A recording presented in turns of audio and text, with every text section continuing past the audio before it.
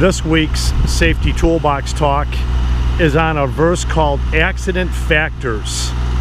Accident factors on our job sites in the construction industry. Many years ago in 1970, when OSHA first wrote the standards, there were 50 plus tradesmen a day dying on construction job sites. And today in 2017, we can expect as many as 5 a day to perish on our job sites. There are 2 verses that OSHA uses in their blogs. One is called Unsafe Acts by tradesmen in the industry, and the other one is called Worksite Job Unsafe Conditions. So when we're on our job sites and we're thinking about unsafe acts by construction workers, what comes to mind? Could it be these iron workers up on top of the building, tied off, and or maybe not tied off?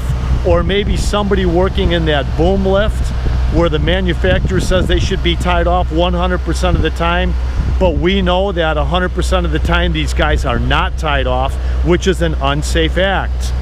Looking at unsafe conditions on the job sites, we've got haul roads that need to be maintained at all times for our equipment to roll on a level terrain rather than a rutted terrain.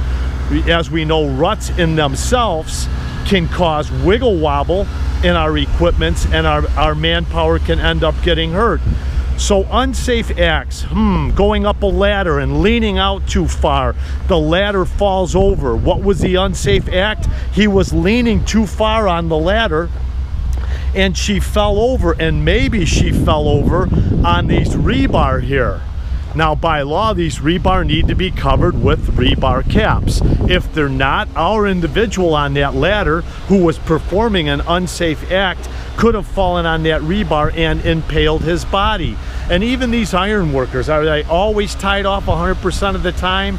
And if not, if they do take a fall of 6 feet or greater, being 65% water, they could end up impaling themselves or crushing a bone, breaking a bone, something of that nature. There are a lot of unsafe acts in construction. Using bad tools, no guards on these tools, not wearing a respirator maybe while cutting brick with this apparatus here, not being able to identify what's in that can with the hazard communication label.